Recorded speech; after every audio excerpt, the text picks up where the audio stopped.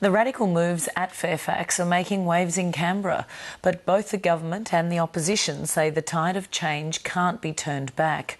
The announcement has also been lobbed into the bitter political battle in Parliament, with one coalition senator blaming the job losses at the newspaper group on the carbon tax. From Canberra, Clarke reports.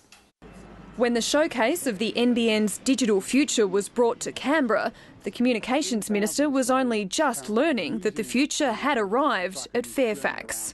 There are wins and there are losses, and what you're seeing here is up front a very, very tough day for up to 1,900 people at Fairfax.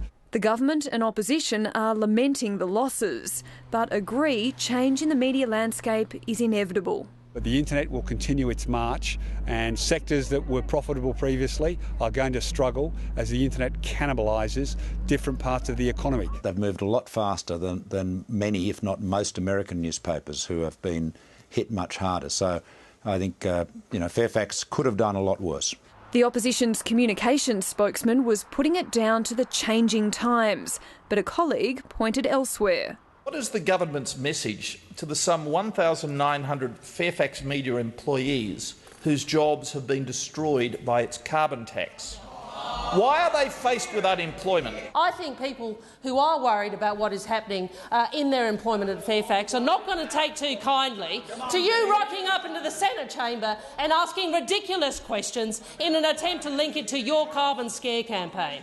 With the carbon price coming into force in a little over a fortnight's time, the opposition is keeping up its dogged pursuit of the issue. What will the electricity price increase be when the carbon tax is $350 a tonne, which is the government's predicted carbon price by 2050? The Leader of the Opposition is a snake oil salesman. He has been slithering around the country with a whole series of poisonous messages and a forked tongue, telling untruths about the impact of the carbon price on electricity.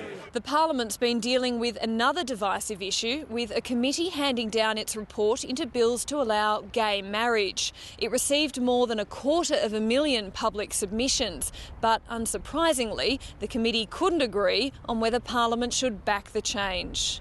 With Labor allowing a conscience vote and the coalition firm in its opposition, the bills won't get enough votes to pass. And it's for that reason that I'm going to continue debate on my bill in Parliament, but I do not want it to going to a vote this week or next week. The Greens are hoping they'll be able to change more minds and votes during Parliament's winter break. Clarke, Lateline.